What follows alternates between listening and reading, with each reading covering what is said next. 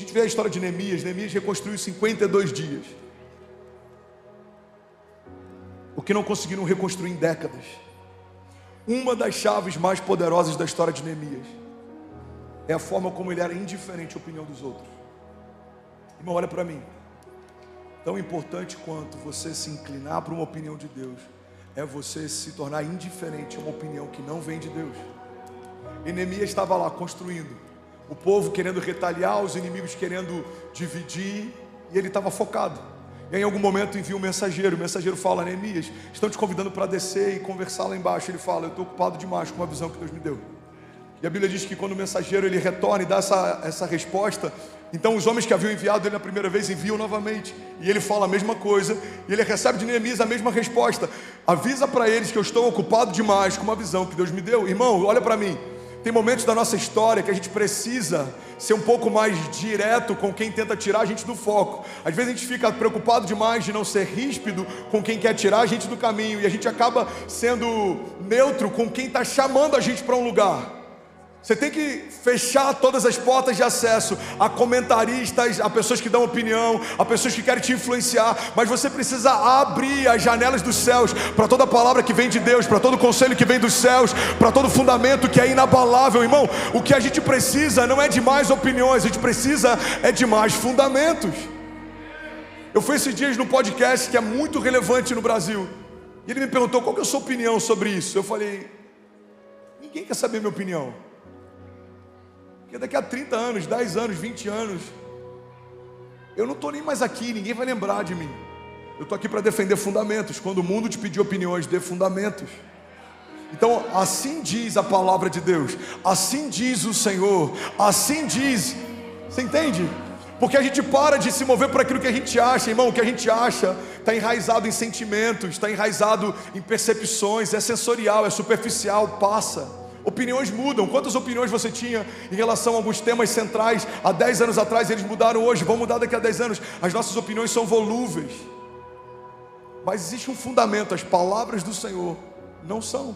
Todas as coisas podem passar, mas as minhas palavras não passarão, diz o Senhor. Você está comigo? Se for para Jesus, você pode fazer melhor. Aleluia.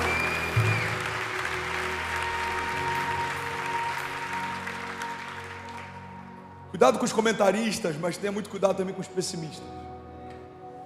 Os pessimistas muitas vezes são travestidos de pessoas sensatas ou zelosas. Tem gente que o conselho sempre é um conselho para você fazer menos do que você está sonhando em fazer, para você sonhar um tamanho menor do que você está sonhando. E muitas vezes a gente ouve esses conselhos e a gente trata como se fossem conselhos zelosos. Talvez não, talvez sejam só pessoas pessimistas. Uma das coisas que eu mais ouvi são pessoas dizendo: no início do meu ministério eu também era assim, igual você, isso vai passar. Eu também era assim, empolgado no início, isso passa. E pior, quando tentam ancorar isso numa coisa que parece que é muito sensata. Quando a gente amadurece, isso muda. Irmão, não tem nada a ver maturidade com a ausência de ousadia. Não tem nada a ver tempo de ministério com a ausência de confiança em Deus. Eu declaro, eu creio que daqui a 20 anos eu vou olhar para coisas que aos nossos olhos hoje parecem que a gente foi ousado demais, e a gente vai rir dessas coisas falando: cara, lembra quando para a gente isso parecia muito grande? Olha o que o Senhor está fazendo agora. Irmão, eu não aceito a ideia de que o tempo de caminhada vai me deixar menos apaixonado, queimando menos, desejando menos, sonhando menos, sendo menos ousado. Pelo contrário, quanto mais a gente conhece o caráter de Deus, mais a gente confia nele, descansa nele, se move nele. Alguém está comigo? Cuidado com os pessimistas. Eles sempre confundem pessimismo com sensatez. E se você é um pessimista, eu quero te exortar em nome de Jesus. Talvez você não seja sensato, você só tenha se tornado cético. Sua história foi difícil, foram muitos levantes, você sabe o quanto custou chegar até aqui, mas eu tenho uma boa notícia para você. A sua história não é sobre você, não é sobre tudo que você enfrentou para chegar até aqui, é sobre como o Senhor te manteve de pé até aqui. E o mesmo Deus que te sustentou até aqui quer te levar a lugares altos, aquilo que os seus olhos não viram, aquilo que os seus ouvidos não ouviram, o inédito de Deus, o inaudito de Deus, aquilo que Ele reservou só para aqueles que creem. Alguém está comigo? Diga amém. Jeremias 29:11 diz: porque eu bem sei os pensamentos que tenho a vosso respeito, diz o Senhor, pensamentos de paz e não de mal, para vos dar o fim que esperas. Então me invocareis e ireis e orareis a mim, e eu vos ouvirei. E buscar-me-eis e me achareis, quando me buscardes com todo o vosso coração. E serei achado de vós, diz o Senhor, e eu farei mudar a sua sorte. Cuidado com os comentaristas, cuidado com os pessimistas. Tenha muito cuidado com os críticos também. Os críticos falam demais porque fazem de menos. Todo mundo que não está empenhado em construir algo grande tem tempo para criticar quem está construindo. Não são todos os casos, eu não quero ser simplista, mas existem muitos críticos de culinária que são chefes frustrados, existem muitos críticos de cinema que são diretores de cinema frustrados, existem muitos críticos de igreja que são ministros frustrados também. O Senhor não nos chamou para avaliar avivamento, o Senhor nos chamou para participar de avivamento. O Senhor nos chamou para avaliar a construção de igreja, o Senhor nos chamou para plantar igrejas. O Senhor não nos chamou para criticar, mover, o Senhor nos chamou para mergulhar no mover. Que milagre não se explica, milagre se vive, se experimenta. Mover não se critica, não se entende. Milagre e mover é algo que a gente foi chamado para mergulhar, irmão, sem entender. Como foi? Eu não sei, eu só sei que Deus falou que faria e quando a gente viu já estava acontecendo. Como que aconteceu? Cara, eu não sei, eu só sei que Deus falou que Ele levaria a gente para esse lugar e a gente sem perceber já estava aqui.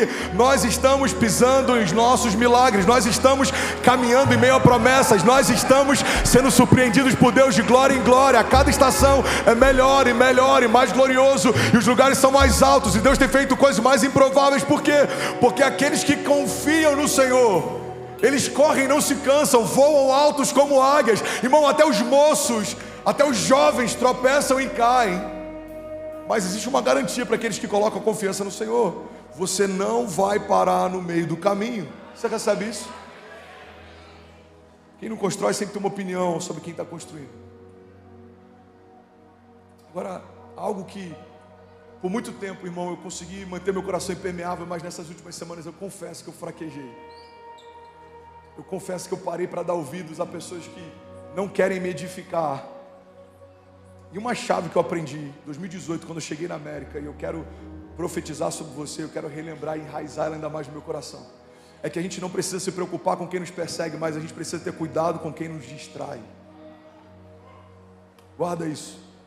Não se preocupe com quem te persegue, mas tenha cuidado com quem te distrai. A gente viveu nessa semana da Global algo tão glorioso, a igreja viveu algo tão glorioso, mas um dia antes de pregar, na noite que antecedia o dia que eu ia pregar, eu fui setado de todas as formas que você imaginar. Por 5 anos, essas setas nunca tiveram acesso no meu coração, mas naquela semana eu falei: quer saber? Eu vou responder. O que eu percebi? Todo frustrado vai tentar te frustrar. Se ele não consegue parar você no início da tua jornada, ele vai tentar cansar você no meio dela. E de quem é a culpa? A culpa é nossa, porque nós damos acesso ou não. Uma das coisas que eu fiz desde o início de 2018, quando Deus enviou a gente para a América, que manteve meu coração num lugar saudável, foi fechar todas as portas de acesso. Se eu não vejo, eu não sinto. Se eu não ouço, eu não sinto. Eu literalmente silenciei todas as vozes que me abatiam, literalmente silenciei todas as vozes que me entristeciam. Isso manteve meu coração saudável. Irmão, guarda isso em nome de Jesus. Você precisa governar o centro das suas emoções, porque é desse lugar que fluem as fontes de vida. Então, não se preocupa com quem te persegue. Todo gigante ao longo da história, a gente percebeu que eles se tornaram um passaporte para um próximo nível. O gigante tirou Davi da invisibilidade. Os irmãos venderam José, mas empurraram ele para o governo. Todos os heróis da fé que foram testados, os seus gigantes na verdade os promoveram. O problema não é quem te persegue, o problema é quem te distrai. A gente olha para a história de Sansão e Dalila, por exemplo. Dalila não era necessariamente o inimigo, mas ela era a distração.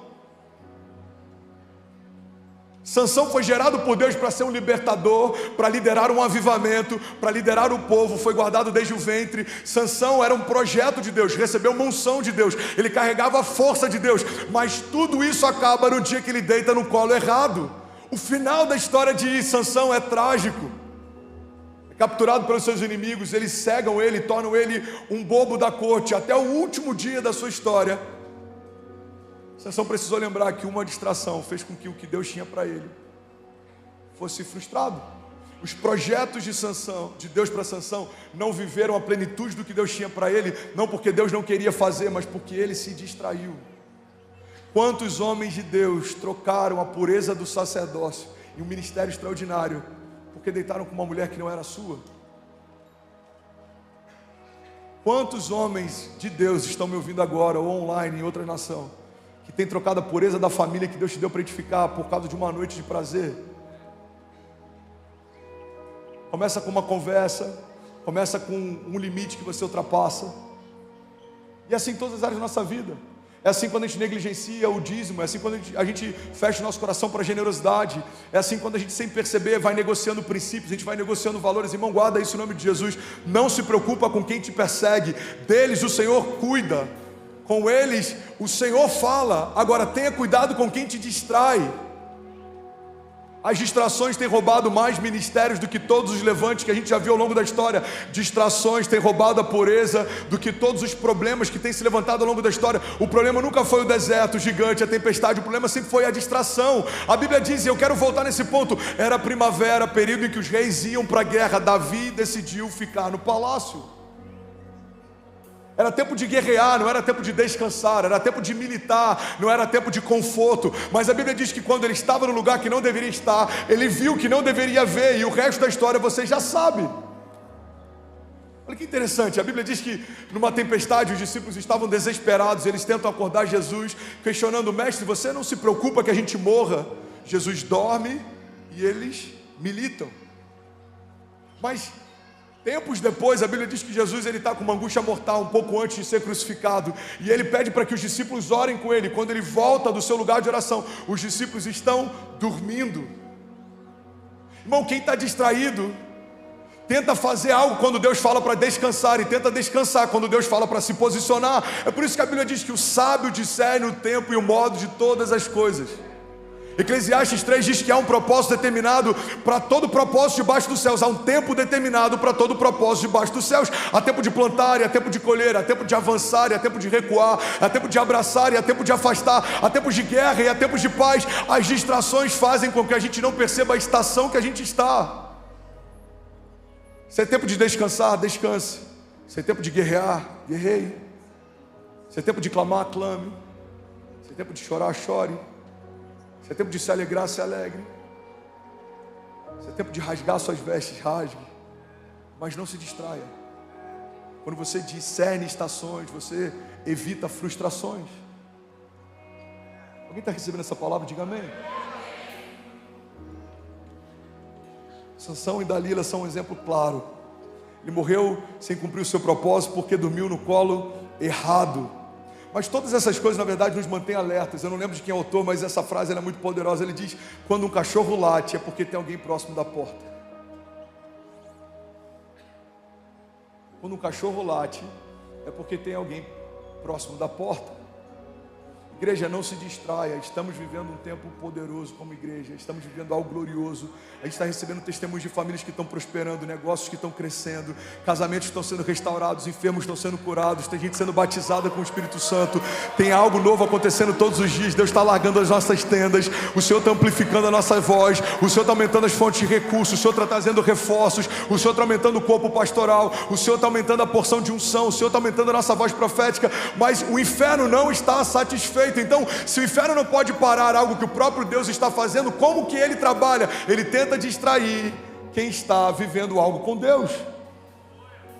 Não se distraia no seu casamento, não se distraia no seu ministério, não se distraia na sua empresa, não se distraia no seu negócio. Feche as brechas, consulte quem precisa ser consultado, não dê ouvidos a quem não tem propriedade para falar. Entenda quem tem uma opinião e quem tem conselho. Opinião qualquer um dá, conselho só dá quem tem autoridade para isso.